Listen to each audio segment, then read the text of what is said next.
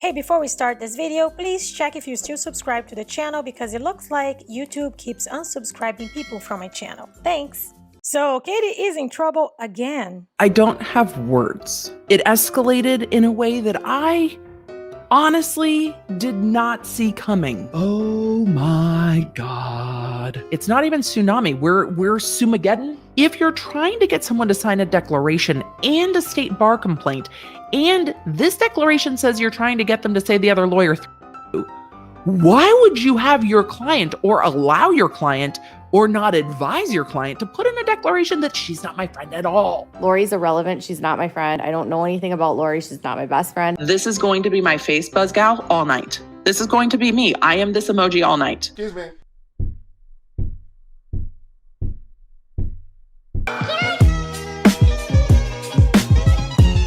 Hey you guys, welcome back to my channel. This is me. Because of collective stupidity between Katie Joy and her attorney, Katie's ride or die Lorianne has just left the building. She contacted Michael Saltz, and now we have the declaration of Lorianne Barnhart in support of plaintiff's opposition to defendant's motion to dismiss. Yes, you heard it right. Lorianne is now in Tati's side. Let's talk about this. But before we start, do not forget to go down below and subscribe to the channel and ring that bell button so you can get notified every time I post. Also, as a quick disclaimer, I just want to remind you guys that everything we discuss here in the channel is my opinion, and my opinion only, not to be taken as a fact. Always do additional research from the information that you get here in the channel. Do not send any hate to the people that I'm going to be talking about in this video. Am I right, fellow adult? However, I do encourage all of you to go in the comment section and let me know what do you think about the situation. Katie Joy and her attorney seem to have messed up big time this time, and they keep digging a deeper grave at every freaking turn. Ride or die Lorianne has turned her back on KJ and went to sign a declaration in support of the plaintiff's opposition to defendant's motion to dismiss. Once that was filed, Michael Saltz posted on Twitter, "Thank you, Lorianne, you are a class act." Based on the declaration, there were two main events that influenced Marianne to take the plunge to the other side. KJ's declaration that her and Marianne were not friends, and KJ's attorney alleged manipulation. But who is Lorianne? She is a Washington state resident who was formerly known as a ride or die, or a bulldog if you will, for KJ's channel. And according to Kim's declaration, who is a former moderator for KJ and many other sources, Lori had no problems coming after anyone who got in the way of KJ, even with threats of violence, and claiming that she was not afraid of going back to prison. Can we just talk about my ride or dies? Here, let me show you a couple. Lori. Don't ever get into it with Lori. However, things have changed, and she turned on KJ by signing a declaration in support of Tati. And the tea on this declaration, girl, you won't believe. Piping hot fucking tea. So let's go over this document and try to put the pieces of this puzzle together. However, remember, I am not a lawyer, and if you need a lawyer's perspective on this, I would recommend you visit Emily D. Baker's channel after watching this video, of course, and you will have a legal breakdown from an attorney's perspective. Lorianne starts her declaration by stating that she is over the age of 18 and that she is a resident of the state of Washington. She also lists all of the handles she has been using on Twitter in the past 2 years. She also mentions that she met KJ on Facebook in late 2019. Her Facebook account states that she is a resident of Washington state. Finally, she mentions that the accounts which they were quote-unquote friends through were personal Facebook accounts. She also states that she was a Without a Crystal Ball channel paid member from January 2020 through August 2020, paying the amount of $3.99 per month, not including tax. As a paying member from the state of Washington, she watched KJ publish numerous videos with content that was malignant to the plaintiffs in this case. She also mentions that throughout a large portion of 2020, she was communicating with KJ on Twitter on an extremely frequent basis, not less than several times a week, and also also she had email communication and DMs. She also developed a reputation of being KJ's fierce protector, and KJ would brag about her being one of her ride or dies. And if anyone came after KJ, KJ knew that one of her ride or dies would shut them down. And this is a tweet that Lori-Ann used as supporting evidence. Yep, she's been dealing with it for a long time. I don't know how she does it either, but you can tell that they are not okay. Pretty sad lives they live. Ignore them because I know my ride or dies will always shut them down. And she goes on to say, as a further example of defendants expressly using me as their bulldog to go after KJ's detractors and competitors that would speak negatively about defendants in or about July 2020, defendants found themselves to be the focus of significant negative attention when defendants falsely published that a very large YouTube creator was being investigated by Los Angeles Sheriff's Department for a potential related crimes involving children.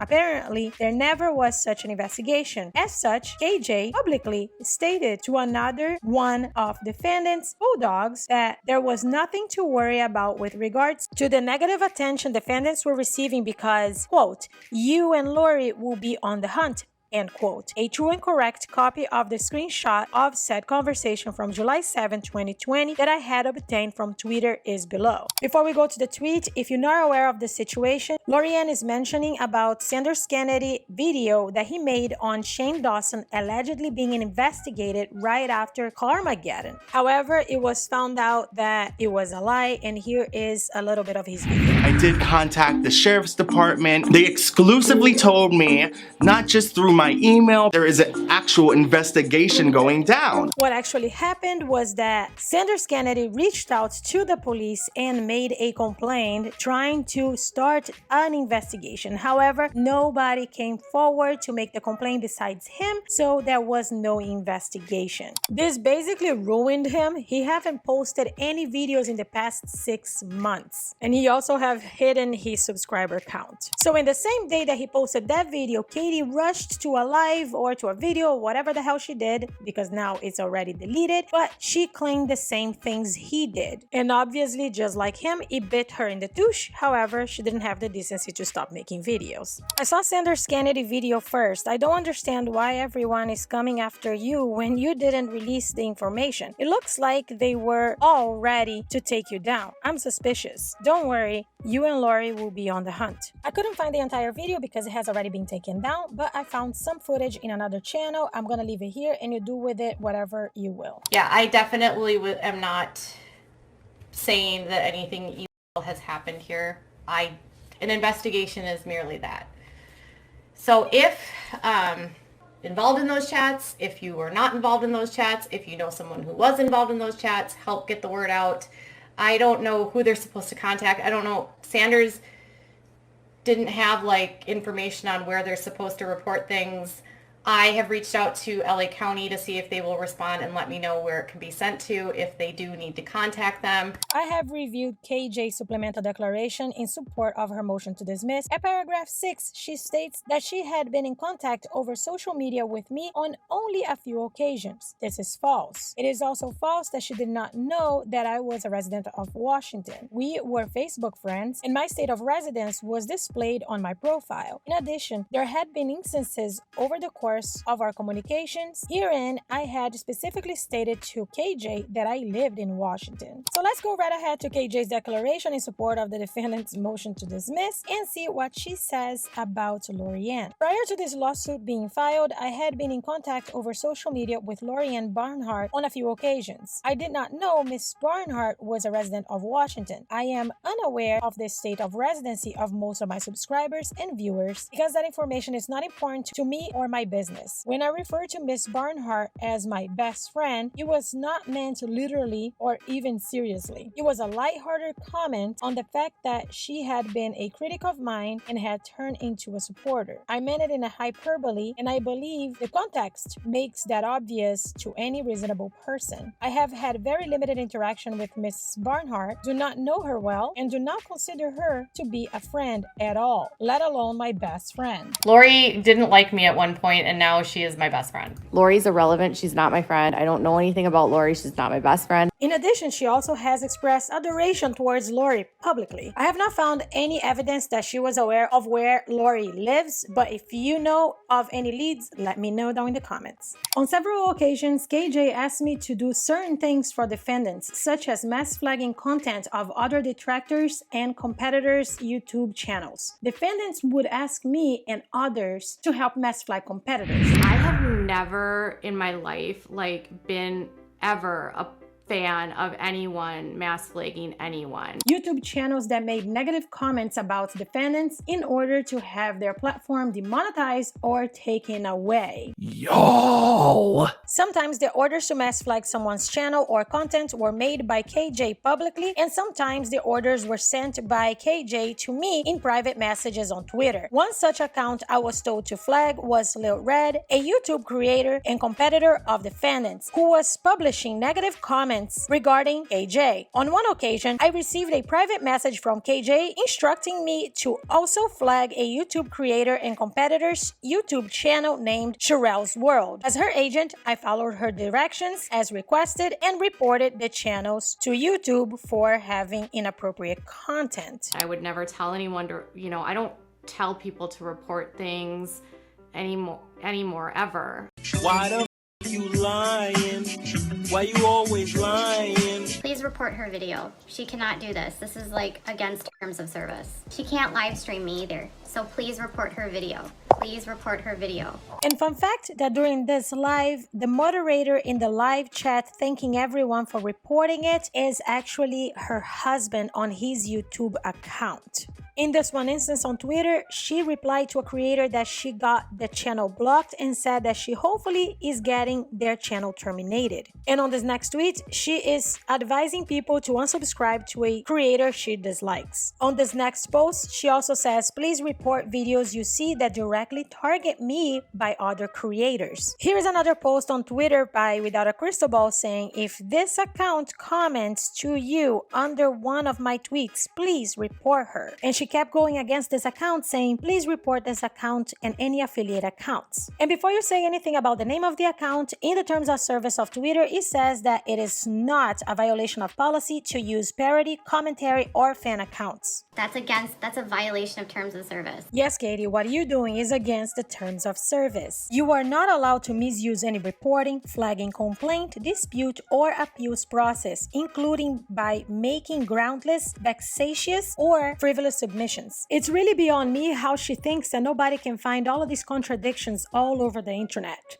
But let's keep going. Defendants would also use me as their agents to perform other tasks, such as deliver messages to people on Twitter that defendants had blocked. Below is a true and correct copy of a screenshot of a Twitter conversation herein KJ gave me such an instruction to perform on her behalf. And on KJ's tweet instructions, she says, let her know this is why she's blocked, because I know she's trolling. Each and every time I was asked to do or did something on behalf of, for, or at the request of defendants, I was physically located in Washington. Again, this was a fact I did not hide from defendants, and to the best of my recollection, frequently disclosed to defendants. And that's probably to play with the jurisdiction thing. She keeps reminding the judge that. In August 2020, I began to disagree with the toxic environment KJ was creating with her content. As such, I began to distance myself from being a defendant's agent that would do defendant's bidding and defending. And I canceled my paid membership to defendant's YouTube channel. KJ was disappointed in the separation and said that she adores me no matter what happens. It is my understanding that this statement establishes that the connection that I had with defendant in general and KJ in particular was far more significant than what KJ represented in her declaration to the court. Below is a true and correct copy of the screenshot of a tweet from my Twitter account showing said interaction with KJ. Herein, she says she adores me. And then we have that tweet down below that we already seen it several times in the video. So here's the first mistake. I think that Katie denouncing the friendship with Lori just to save her own tush kinda made Lori a little upset. But it gets worse, so let's keep going. Though I canceled my membership, I still remained friends friendly with KJ after this lawsuit was filed in October 2020. As a result of my continued friendship with KJ and my prior reputation of being a stout protector, quote-unquote bulldog of KJ, I started to receive messages from people on Twitter who were trying to discredit me. In their efforts to discredit me, on or about November 5th, 2020, people had stated not only that I lived in the state of Washington, but because I had previously made it generally known that I previously worked for the government, that I was the person publicly listed on the internet as Lori Ann Barnhart that worked at the Department of Transportation. Although that person listed on the website for the Washington Department of Transportation has the same exact name as me and is a government employee from the same state as me, that is not me. However, I did not publicly correct these people Twitter who published this information on or about November 5th, 2020 as if it were fact and otherwise allowed them to continue to believe that I worked for the Department of Transportation. Instead, I am a retired administrator for the federal agency. As such, I take responsibility for my part in allowing this misunderstanding to be accepted as fact, and for that I apologize. She posted a tweet from several people saying professionals aren't on Twitter, lol. Well, Miss Barnhart is supposed to be a professional herself. She's an employee of the Washington DOT,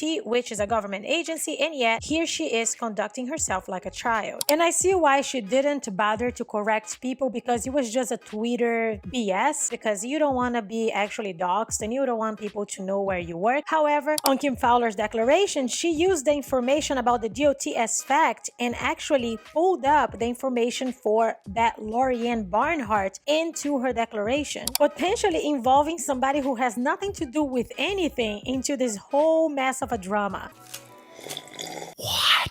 This is crazy. Throughout 2020, I had communicated with KJ through email, social media, direct messages, and live chat. As stated above, and while I was a paying member, we regularly communicated multiple times per week. In fact, KJ and I were Facebook friends. Herein, my account expressly stated that I am a resident of the city of, I can't pronounce that thing, Washington. I have shared some of my most intimate secrets via email with Miss KJ, including personal information about mental health issues, which is something I would not have done with someone that was merely an acquaintance. On or about December 2nd, 2020, after defendants filed the motion to dismiss, KJ became distant, and it appears to me that KJ was attempting to minimize our connection to one another. I have reviewed KJ's declaration that she filed along with the motion to dismiss, and paragraph 6 of her declaration appears to be false. Specifically, perhaps we were not quote-unquote best friends, as she stated we were in her June 9, 2020 video. Lori didn't like me at one point, and now she is my best friend. But we were significantly closer than the average fan or paid member. This is especially so given that she had reached out to me in the state of Washington to perform tasks on defendants' behalf, such as flagging other competitors' YouTube accounts, and had publicly endorsed my being her quote-unquote bulldog against her detractors. KJ knew that she had subscribers and paying members, including me, in the state of Washington. Obviously, this is just kind of redundant, so I'm not going to elaborate on this, and we're just going to move on. I began to see Miss KJ's propensity to dishonesty, while at the same time observing that she was creating distance for what I can only imagine was to conceal a close relationship with a member/subscriber from the state of Washington, and to falsely inform the court that she was unaware of any connection with the state of Washington. I mean, this is just clear manipulation. I have reviewed the declaration of Kim Fulmer and Michael J. Saltz filed in support of plaintiff's opposition to defendant's motion to dismiss. I can hereby certify that except for the statement at paragraph 10 from Kim Fulmer's declaration regarding me working at the Department of Transportation, the statements in the declaration appear to be accurate. That said, I have done and said many things in my past that I regret and have previously contacted Ms. Fulmer to make amends, and Ms. Fulmer publicly acknowledged my apology. The criminal charges referred in Ms. Fulmer's declaration were ultimately dismissed pursuant to an agreement I made with the prosecutors. Aside from the events surrounding the incident discussed in the criminal complaint, I have no criminal record. I am profoundly sorry to Ms. Fulmer and to anyone else for anything that may have perceived that I post online as a to their safety. I have already apologized to her and other creators for my actions. Below is the true and correct copy of a screenshot of a tweet from @BloodTall Twitter account showing I try to apologize for my actions, which were perceived as threats to Miss Palmer. And this is the tweet that she posted as exhibit for the apology being accepted publicly. The tweet's replying to Lori saying thanks for your apology last night. And I just want to take a second to acknowledge the fact that this declaration, the apologies, the responsibility taking, this woman is amazing. Kudos to you, Lori. However, what comes next is jaw-dropping, a huge plot twist, and I admire Saltz very much for bringing this into light. Saltzy's kind of the hero we all need right now. Shortly after reading the declaration of Kim Palmer that contained the wrong information about my employment, I was concerned that a person who was not me was going to be contacted to be a witness in this lawsuit. I therefore contacted KJ through Twitter direct messages on or about December 24, 2020 and informed her of my concern. KJ informed me that she was not able to speak about the case. I then responded that it was my intention to call plaintiff's attorney to notify them about the issue and to see if they could do anything to correct it. AJ told me expressly not to contact plaintiff's counsel, but to contact her attorney Michael P. Brown instead. From the very first interaction I had with Mr. Brown, I felt he was being misleading. He led me to believe that plaintiffs filed their opposition right before Christmas to intentionally mess with me, and not because there was a court-imposed deadline. This is crazy. On December 30th, 2020, Mr. Brown informed me that plaintiff's counsel was planning to subpoena my Twitter account, which caused me concern. He stated, quote, "They think there may be evidence there about your connection to Katie. I did not disclose that you and I are in touch. Saltz even complained to me that you, quote unquote, him via DM," end quote. Mr. Brown thereafter sought to have me sign a declaration on behalf of defendants that did nothing more than attack and malign plaintiff's counsel, which I thought to be inappropriate and ultimately did not do. By the way of example, Mr. Brown in an email dated December 24, 2020 at 3:38 p.m. encouraged me to file state bar complaints against one of the plaintiff's attorney and otherwise suggest that I should perceive plaintiff's counsel's private attempts to informally obtain information from me as a The fact is, plaintiff's counsel's attempts to communicate with me privately to informally obtain information contained no threats. Mr. Brown stated that he would assist me with the filing of a declaration on my behalf in this case. On January 6, 2021 at 6:18 p.m., Mr. Brown sent me an email stating that he made a signature page separate from the rest of the declaration so that he could make changes and I would not have to re-sign the declaration if he made it tweaks. Seriously, what the f are you doing? Speechless. I'm pretty sure nobody should be signing a paper without knowing what's in it, so kudos to you, Lori, for not falling for that. Mr. Brown also informed me that the plaintiff's counsel was going to serve me with a subpoena to preserve my social media accounts that I had deleted and to provide plaintiffs with access to my remaining communications that I may have had with KJ. I said that I was going to go to a legal aid and get legal assistance with responding to the subpoena. On January 8, 2021, I informed Mr. Brown that I was willing to turn over my accounts to the plaintiff's counsel in order to resolve this issue. Mr. Brown suggested to me via email on January 8, 2021 that I should object to the subpoena for the purpose of delaying my response to the subpoena, which upset me because I did not want to delay my exit from this case for any reason. By the way, there's a footnote saying that she would provide all of these emails to the court upon request. She just didn't put them on this filing because it has some personal information. Mr. Brown stated in an email to me dated January 10, 2021 at 6:13 p.m. Quote, "I am preparing something to file tomorrow that addresses what they did to you, but does not require you to file any statements if you don't want to. I want the court to know what he is doing to her you. I can't guarantee that the judge will do anything about it, but I want to try. His behavior is disgusting. I recommend that you sit tight, accept service if they come to your door, and then we take it from there. You are not in trouble." End quote. Such statement confirmed to me that I apparently was a client of Mr. Brown's, in that I understood his statement to mean that he was interesting himself into my situation of having to respond to a subpoena. On January 11, 2021, Mr. Brown thereafter offered to represent me at no charge in responding to said subpoena, stating, quote, "You don't need to spend money or hire a lawyer to respond to the subpoena or file a declaration. I'd like to stand up for you by filing your declaration if you'd let me. It costs you nothing." End quote. This statement made me very suspicious of Mr. Brown's motives, as it was my understanding that a truthful and honest response to the subpoena would not be in defendant's best interest, but would otherwise be in mine. Although it sounds nice that he was trying to help her out without charging her, it does look like he's trying to manipulate her to have another declaration on KJ's case,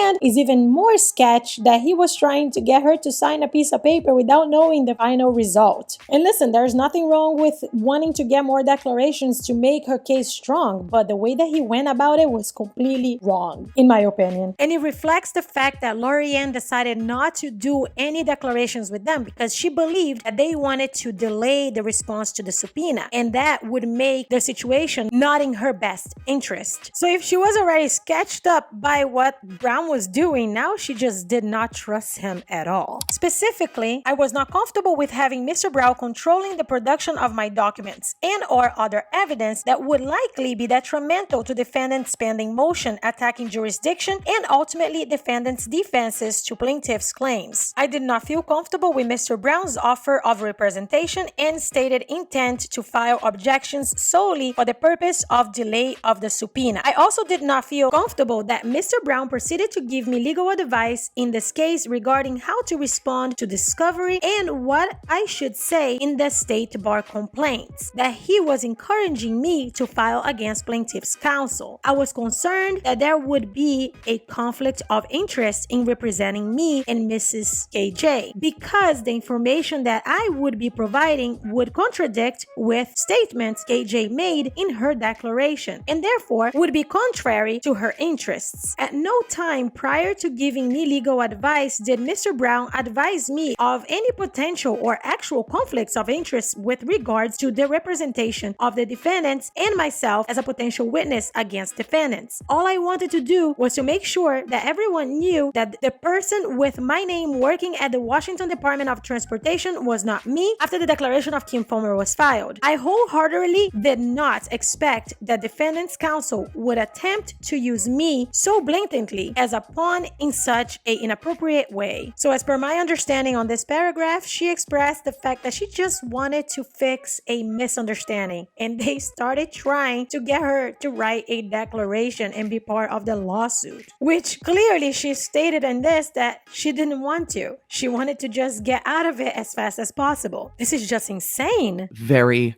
problematic. I also did not feel comfortable with Mr. Brown wanting me to sign a declaration stating that I was threatened by Mr. Saltz, when Mr. Saltz has not threatened me, nor have I ever told Mr. Brown that Mr. Saltz threatened me. Specifically, Mr. Brown stated, quote, "We are filing something today that addresses the threats Saltz recently made to you. It would be great if you would state that you took it as a threat and felt intimidated." And keep in mind this little game of perception, because there's something I want to talk about at the end when I tell you guys my opinions overall, and that is going to be important. Based on the overall impressions that Mr. Brown left with me during my interactions with him during the past weeks, I cut off all communications with defendants and defendants' attorneys. To be certain, I was shocked and horrified that defendants and their attorneys, who were apparently supposed to be looking out for my best interest, especially since they said they were representing me in this matter, ignored my express requests to speedily take action to correct the record in regards to the false attribution of my employment, which was my fault, and instead hide the error from plaintiffs for their tactical advantage. Despite that, Mr. Brown knew about the error since December 24th, 2020. Defendants and defendants' counsel have apparently done nothing to inform plaintiffs' counsel to correct the error, which is expressly against my wishes. I therefore reached out to the plaintiff's counsel by telephone for the first time in January 12, 2020 to give them the foregoing information for the purpose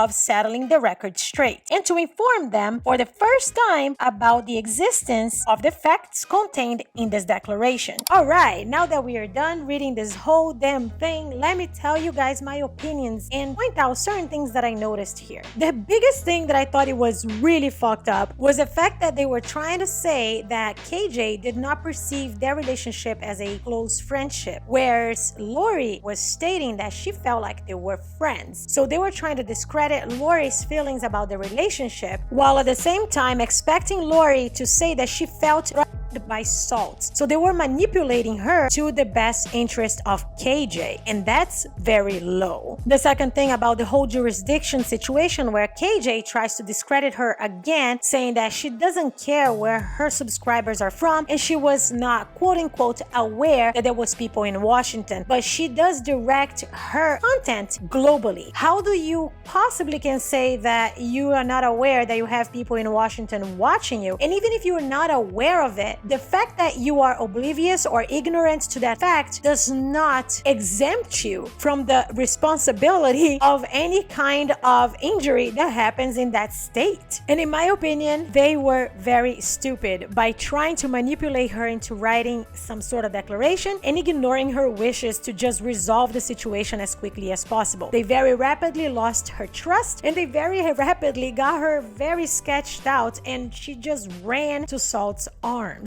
I'm pretty sure if they had respected her wishes, this would not have happened. And by the way, let me tell you something. She called Salt on January 12th, and this thing was filed the next day, January 13th. Holy moly, Salt is the hero we need right now. And between you and I believe that this judge is not gonna be happy when he hears that they were intentionally trying to delay things. He probably gonna say, Like, what's your problem? What in the ever-loving and I truly believe that Katie probably thinks that she's going to win this thing. But now it's your turn to let me know what do you think about this whole debacle down in the comment section. And if you like this video, please don't forget to drop a like, go ahead and subscribe to the channel now, and ring the bell button so you can get notified every time I post. Also follow me on my socials, they will be down in the description below. Thank you so much for watching, I'll see you in the next upload. I'll see you guys next week. Bye.